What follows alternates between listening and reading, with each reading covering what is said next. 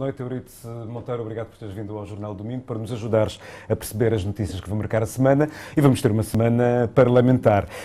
O que é que esperas destes trabalhos parlamentares? Vamos ter o Governo a apresentar o tal programa de emergência como prometeu durante a campanha eleitoral ou vamos ter uma semana parlamentar suave?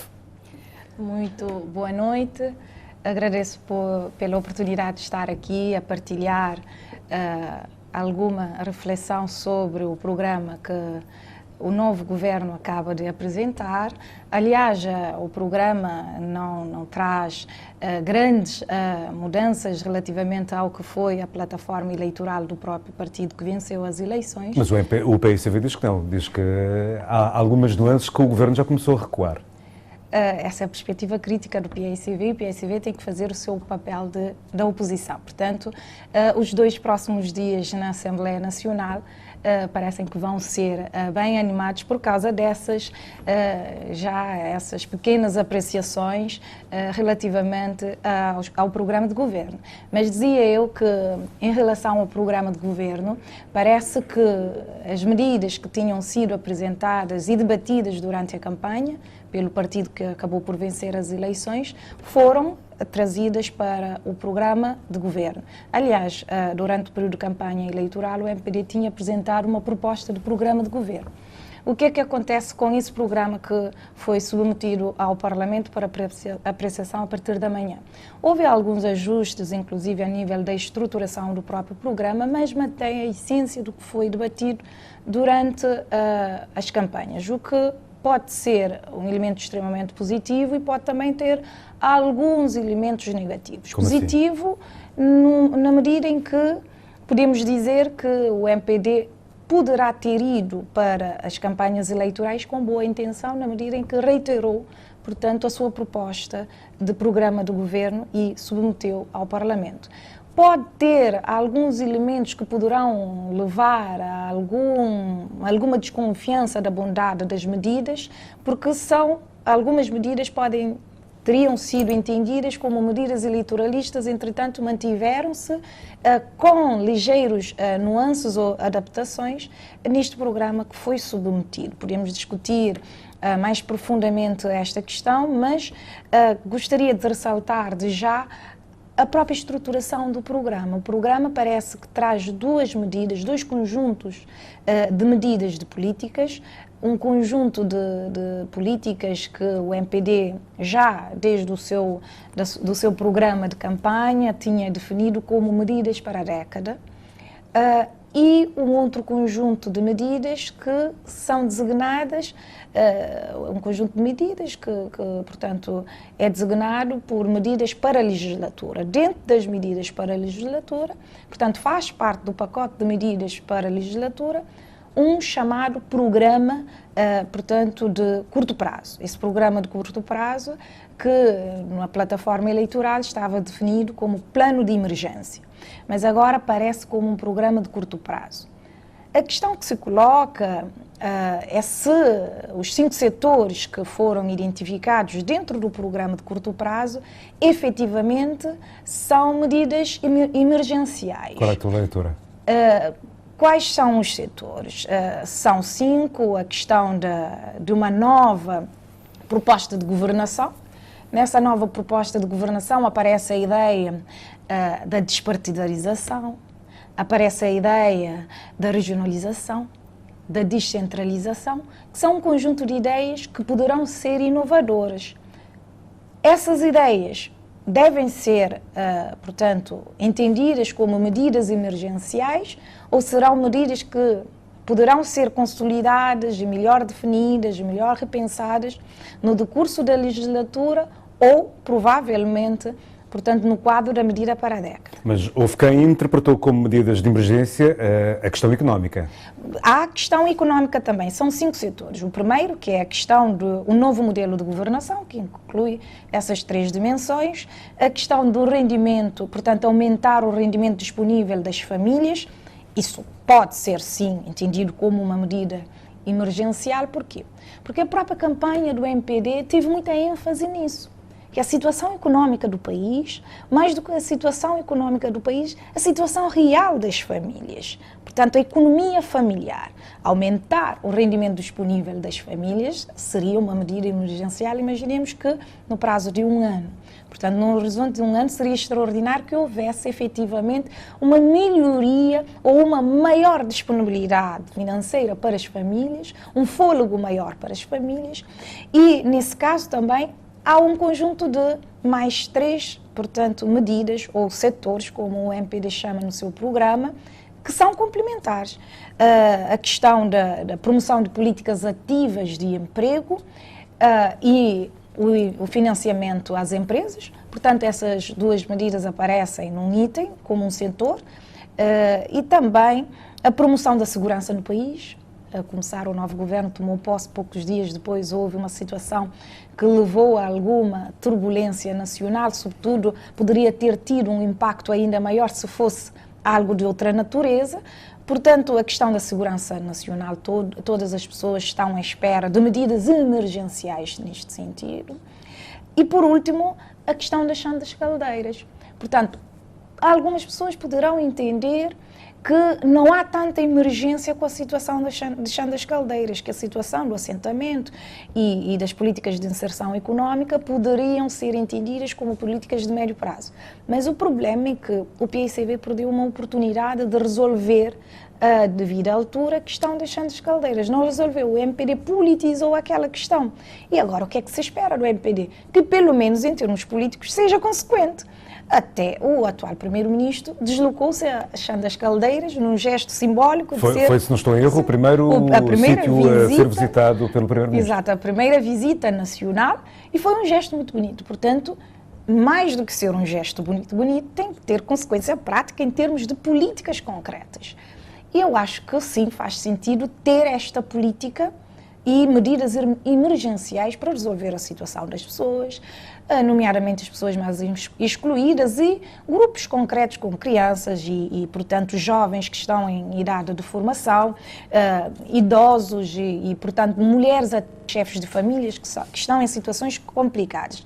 Portanto, a questão e mesmo a questão do novo modelo de governação, neste momento, a ansiedade maior do país, para além da questão económica, é saber se, efetivamente, o MPD é um partido diferente e faz diferente.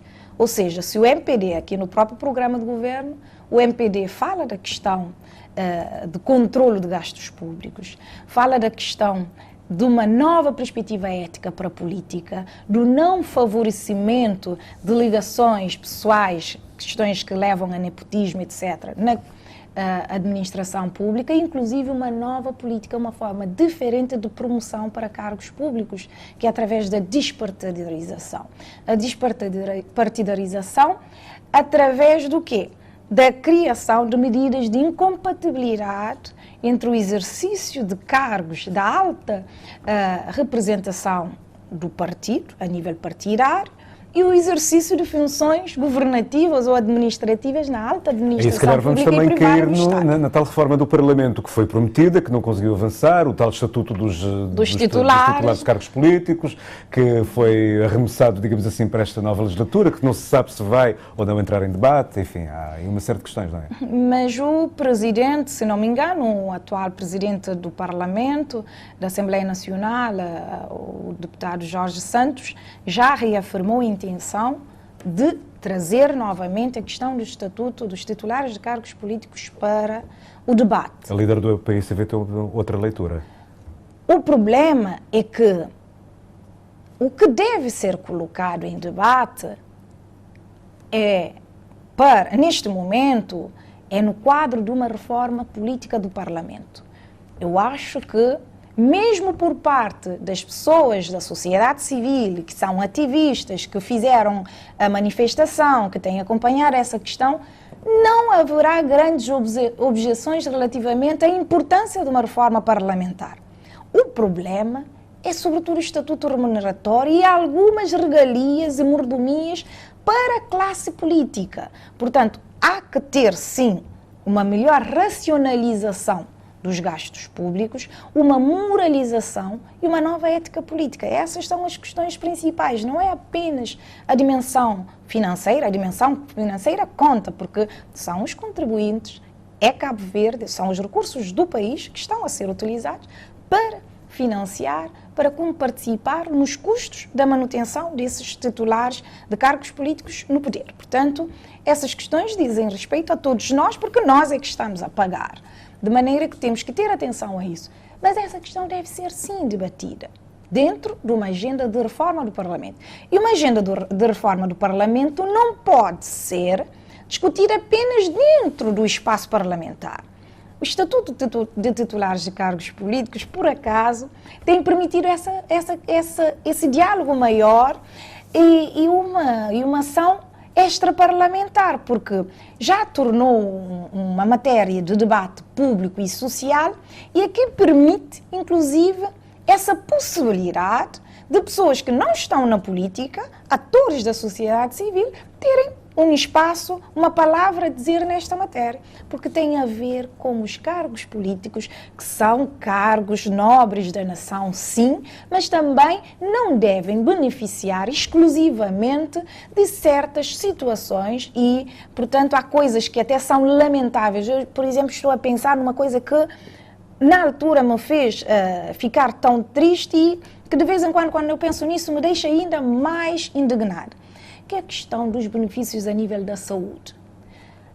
Eu tive há tempos a discutir com uma pessoa o seguinte dado: a maior parte dos líderes africanos, primeiros-ministros e presidentes da República, na situação de antigos primeiros-ministros e presidentes das repúblicas, onde é que morem? Morem nas Europas.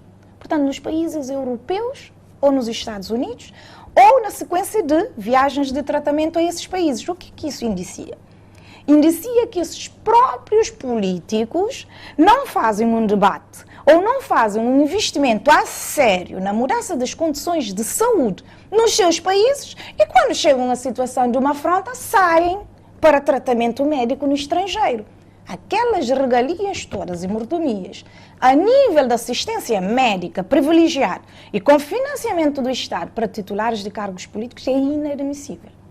Por causa dessa filosofia política prática. Porque os políticos não podem criar um quadro em que eles, tendo condições e possibilidades garantidas pela lei, por exercerem cargos políticos, de saírem para tratamento privilegiado no estrangeiro. O resto fica aqui com problemas de evacuamento. Portanto, nós temos que discutir, sim, soluções para Cabo Verde. Mas não são soluções evasivas que permitem a uns que têm melhores condições, portanto, saírem. Os que tiverem um passaporte europeu ou americano vão ao tratamento lá fora, o resto fica aqui a morrer de doenças ainda que são doenças do subdesenvolvimento e de carências, portanto, a nível da assistência médica e medicamentosa. Muito bem, já percebi que esta questão parlamentar vai durante estes 5 anos dar muito que falar. Outro assunto que marcou a semana, o Ministro das Finanças e Administração Pública, Olavo Correia, esteve na Assumada, onde deixou a garantia que os municípios vão deixar de pagar o imposto sobre valor acrescentado, o chamado IVA, e que o Governo vai ajudar a ter mais meios para mais investimentos. Qual é a leitura que te merece essa medida? Esta é uma questão também que é extremamente polémica e há digamos assim, há uma interpretação legislativa da lei diferente por parte do MPD comparativamente com o PICB. O que o atual Ministro das Finanças está a fazer, portanto, o Olavo Correia, a decisão política dele é baseada numa interpretação legislativa do MPD. O que é que o MPD entende? O MPD entende que, pelo menos é essa perspectiva que ao longo desses anos temos vindo a acompanhar através do debate, inclusive do programa do MPD. O MPD entende que, sendo as autarquias, portanto, o Estado inclui também as autarquias municipais. Portanto, e o Estado não deve cobrar ao Estado. Sendo assim, a cobrança do IVA às autarquias municipais poderia ser interpretada como algo ilícito ou ilegal. Portanto, nesta base, na base desta interpretação, o que o Ministro das Finanças, Olavo Correia, está a fazer é repor a legalidade ou a aplicação prática de uma lei que existe e que é a interpretação do MPD é neste sentido. Portanto, que os municípios não devem pagar IVA ao Estado, até porque quando pagam IVA, o Estado deveria devolver o IVA do município, porque o município não devia pagá-lo, portanto, ao Estado. O Estado não deve cobrar, portanto, ao próprio Estado, a uma instituição ou a um órgão de poder municipal que faz parte, portanto, dos seus tentáculos. Neste sentido, o Ministro das Finanças estaria a repor a legalidade. O problema não está aqui, portanto, é a interpretação da lei por parte do MPD, que é diferente da interpretação da anterior Ministra das Finanças. E onde é que reside então o Basilos desta questão? O que poderia ser interessante poderia ser esta questão. Portanto, se o Ministro das Finanças, o atual Ministro das Finanças, entende que os municípios não devem pagar porque o Estado não deve cobrar ao Estado, portanto, deve haver sim essa isenção. Eu acho que mais do que a própria não cobrança do IVA aos municípios, mais do que isso, ele poderia até sugerir a devolução do IVA, que, segundo a interpretação legislativa do MPD, poderia ter sido arrecadada, portanto, de forma ilegítima. Essa seria uma opção politicamente mais contundente. Ele não atua neste sentido. Ele só atua a partir do momento em que o MPD assume os compromissos do MPD no período em que o MPD, portanto, a partir do momento em que o MPD passou a ser governo. Poderia, portanto, fazer essa indicação retroativa no sentido da devolução do IVA aos municípios, até que dava muito jeito para os municípios, já que estão numa situação periclitante. Pode-se entender esta medida como uma medida com efeito eleitoral? Vamos entrar em autárquicas dentro de meses, setembro, segundo algumas contas tem feitas. Efeito político, obviamente que tem eleitoral, mas acho que é uma interpretação política e ideológica do próprio MPD, portanto, inclusive a nível das próprias políticas de promoção, inclusive a nível da própria política de promoção e investimento na economia. Acho que essa forma de aliviar a carga fiscal, no geral, não apenas a carga dos municípios, poderá ter a ver com essa nova postura que o MPD poderá querer imprimir no país, e sempre tem também impacto eleitoralista, porque é em contraposição a algo, foram 15 anos do PAICV e uns bons anos da Ministra das Finanças, Cristina Duarte.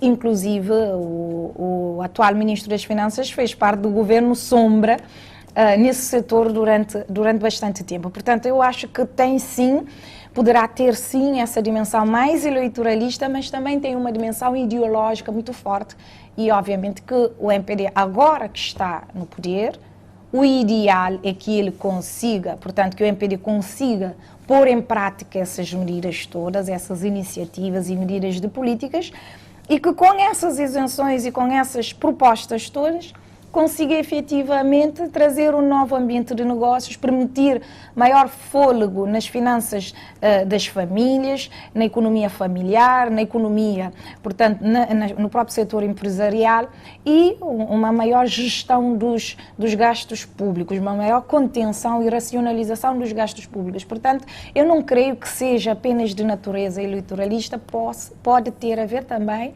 com a perspectiva ideológica do MPD, que é totalmente, nesta matéria, é radicalmente distinta da perspectiva do PAICV, embora o PAICV tenha, portanto, alguma associação com uma dimensão mais socialista do Estado, mas essa forma como o Estado vai meter a mão aos bolsos dos contribuintes singulares e coletivos, isso é uma questão que ainda vai nos levar a muitos debates, vai deixar, portanto, muita pulga atrás da orelha. O Edil de Santa Catarina veio nesta sexta-feira dizer que Cabo Verde, afinal, não atingiu os objetivos do milénio. Francisco Tavares está a pôr em causa dados das Nações Unidas? Eu não sei se ele está a pôr em causa. Eu vi, por acaso, o telejornal naquele dia. Ele pediu 3 minutos para explicar. Não sei se teve direito aos 3 minutos para explicar. Eu gostaria muito de ouvir a argumentação dele, e ele foi um técnico do INE, ele disse isso, que enquanto técnico do INE conhece a metodologia e enquanto autarca, portanto estava a par de muitas reivindicações de autarcas, mesmo dos concelhos, dos municípios que estariam mais próximos de atingir, portanto, os indicadores do desenvolvimento do milénio, como dos outros que estariam, portanto, numa situação de maior desvantagem. A questão que se coloca é a seguinte, obviamente que nós temos que ver esses dados quantitativos, mas uma preocupação também é devido à questão da dimensão mais qualitativa dos nossos indicadores. Se pegarmos, por exemplo, a questão da educação, se analisarmos a educação em termos dos dados quantitativos, nós temos uma situação em que, a nível de todos os dados, a questão do ensino básico, já estamos a luz de distância comparativamente com os nossos países da região continental. Portanto, mas quando nós vamos analisar a qualificação do nosso sistema de ensino e da educação em geral, um conjunto de críticas são trazidas para o debate relativamente à qualidade do nosso sistema de ensino. Portanto, nós temos que ver que tipo de discussão é que o presidente da Câmara de Santa Catarina queria introduzir. Eu não sei, não vi, não conheço esse tipo de debate interno deles, enquanto autarcas. Portanto, teríamos que ter conhecimento disso. Mas há outra questão também interessante, porque Francisco Tavares está numa situação agora sensível. Ele, enquanto técnico, estaria numa situação vantajosa para analisar esses dados. Mas, enquanto autarca, tem havido uma percepção negativa do desempenho dele enquanto autarca. E nós estamos numa fase pré-eleitoral. Portanto, ele teria, neste momento, que ter uma preocupação maior em justificar o nível ou a falta de desenvolvimento para Santa Catarina, particularmente para a Sumada. Portanto, teria que estar neste momento preocupado, mais preocupado com a situação de Assumada, prestação de contas. Ele já esteve lá durante 2 mandatos, teria que estar preocupado em prestar contas sobre o tempo que ele andou na Câmara de Santa Catarina. Portanto, mais do que enfrentar os dados das Nações Unidas e dos institutos que preparam esses indicadores, mais do que criticar, ele neste momento está numa situação de prestação de contas e, pelos vistos, poderá ser pré-candidato ou deve estar a ser sondado. Portanto, a situação dele é uma situação sensível. Ele tem que prestar contas e, mais do que estar a criticar o papel das outras instituições. Muito bem. Vamos aos livros. Tu trazes Claridade, que é um clássico da nossa literatura e que está a celebrar 80 anos, não é? Eu trouxe Claridade. Ali temos a compilação dos 9 números da revista Claridade.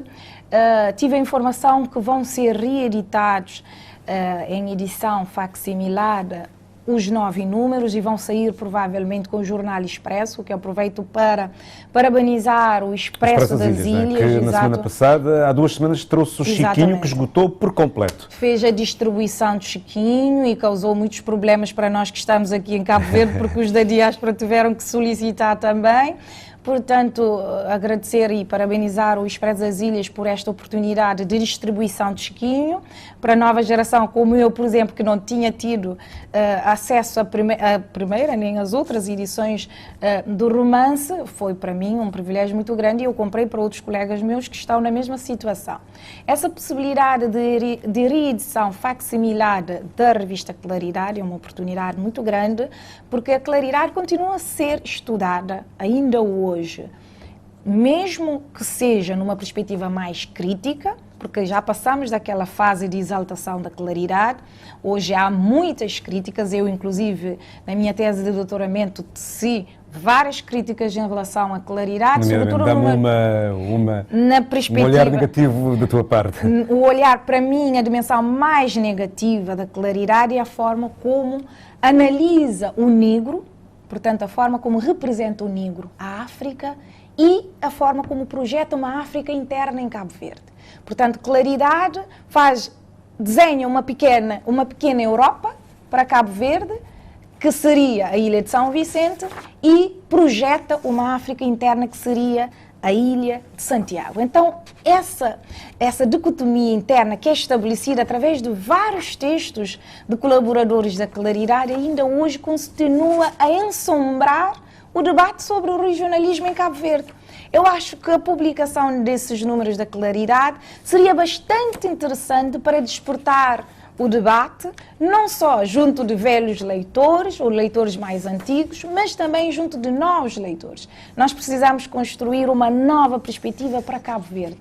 Os nossos clássicos poderão nos ajudar e nós também temos que começar a superar o olhar dos clássicos. Portanto, somos de uma nova geração, estamos a viver numa nova conjuntura política e social, temos que superar essas questões também. Agradeço, portanto, ao Expresso e agradeço a uma outra editora particularmente interessante, que é a Livraria Pedro Cardoso. Está a fazer um belíssimo trabalho editorial, não só pela qualidade gráfica, mas pela sua política editorial num país que saiu da política do anterior Ministro da Cultura, Mário Lúcio, que fez um desinvestimento a nível da política editorial do livro, portanto fez um desinvestimento no livro, ficou mais para a música, portanto houve um desinvestimento a nível da política cultural e da política editorial. E, portanto, a Livraria Pedro Cardoso agora, através também do apelo da Academia Cabo-Verdiana de Letras, essa tentativa de reeditar os clássicos, já editou O Escravo, de José Evaristo de Almeida, o chamado primeiro romance de temática cabo-verdiana, que foi publicado em 1856. Vai reeditar, vai lançar, está, portanto, a chegar a Cabo Verde, o Manduco, o jornal que foi, portanto, que Pedro Cardoso foi diretor, então vai ser e tem sido um grande colaborador aqui do Jornal Domingo, cedendo livros. Trazes também Carlos Belino Sacadura, estudos sobre a filosofia da educação na perspectiva da ciência, da arte e dos valores. O professor Carlos Belino é um português que há muitos anos se apaixonou por Cabo Verde e ajuda a formar quadros cabo-verdianos, não é? O professor Belino é um colega, eu tenho o prazer de dizer que é um colega meu na UniCV, que tem, portanto, privilegiado o nosso grupo com muitos debates e algumas boas publicações. Esta publicação em livro de um conjunto de artigos dele é um bom exemplo e o livro, este conjunto de artigos ganhou uma menção honrosa no âmbito do Prémio Nacional de Direitos Humanos para a edição de 2015. Portanto, é um livro bastante interessante, vai ser apresentado, o lançamento vai ser na próxima terça-feira às 18 horas lá na UniCV, no campus do Palmarejo. Portanto, é um livro extraordinário, é um livro, portanto, mais recente, eu trouxe esse livro mais recente, também tinha... Está fresquinho, porque ele esteve na sexta-feira, aqui é a conversa com a Margarida Fontes sobre este seu livro.